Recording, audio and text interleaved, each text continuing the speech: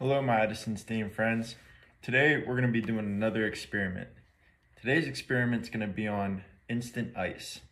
So to do this, you're going to need a few supplies.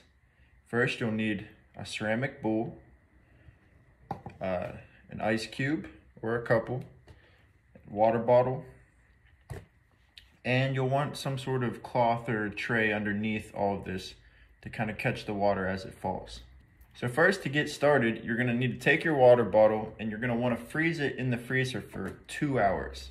I would set a timer on this so you can be as accurate as possible to ensure that this experiment will work.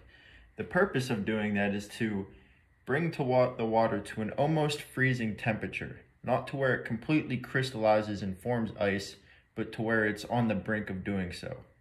This will help when, as you do the experiment later on, it'll help create those ice crystals so that you can create your ice sculpture.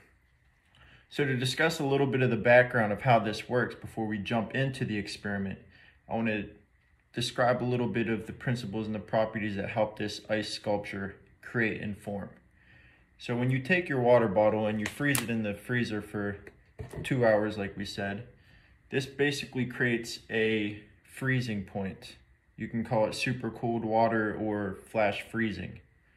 So the water won't completely be frozen, but it will start a nucleation process of ice crystals. In this case, you'll have your water bottle, which will serve as the impurity for the ice crystals to attach to start that nucleation process. So as the water inside starts to crystallize, they'll start to attach to each other and it'll create that crystallization or nucleation process. So then as you slowly start to pour the water out onto the ceramic bowl that has the ice cube, they'll slowly start to form and build together, allowing you to build up a ice crystal sculpture. So without further ado, let's jump into the experiment and see how this goes. Okay, so just in case I didn't mention this before, the reason we're using the ice cubes is because they're already ice crystals. So it'll make the water in the water bottle much easier to form and to create more crystals with the already built ice crystals. So I left this water bottle here in the freezer for 2 hours on the dot, just took it out now. So let's see how this goes. Let's see if the experiment actually works. Alrighty, so you want to do a very slow and gentle pour that'll help build the ice crystals rather than just allowing water to go all over the place. So let's see.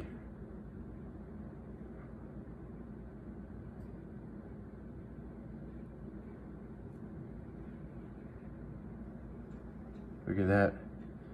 It's starting. You can see it. Look at that. Isn't that cool? Let's get some over here. Remember, you want to do it nice and slow. If you go too fast, it'll just go right off the edge. Let's see if I can conjoin them.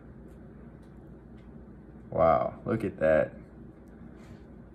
My own little ice crystal sculpture. The slower you go, the better it works. See how high we can bring it up. Oh no. Okay, I thought it was gonna fall. Is it? I don't know. Let's keep going. Oh, it's falling. It's definitely falling. Might as well just keep building up on it though. Oh, there it goes. All right, so basically that's it. You know, mine, I didn't get it that high up. I probably could have done a little bit better, but you know, we'll leave that up for you to try. So how high can you really make your ice crystal sculpture go? You know, just do this with your parents, with your teacher, whoever you're doing it with. Try to get it as high as you can. And you know, maybe you can send me back some pictures.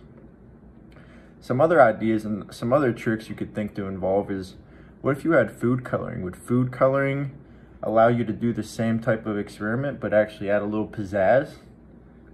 Possibly so. Give it a try. Would this experiment work the same as if you used hot water?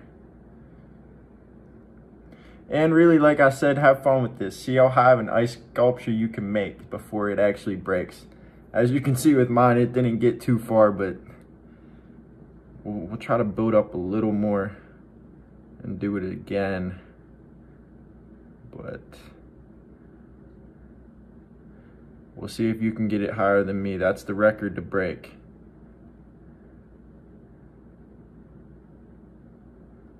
Oh, I'm losing it. I'm losing it.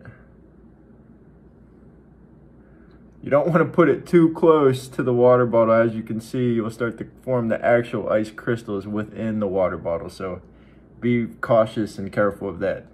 So learn from my mistakes. This right here is the height that I got. Compared to my finger, that's maybe 1.5 inches. So give it your best and let me know what you do and what you think of the experiment. Thanks for hanging out with me today, and take care.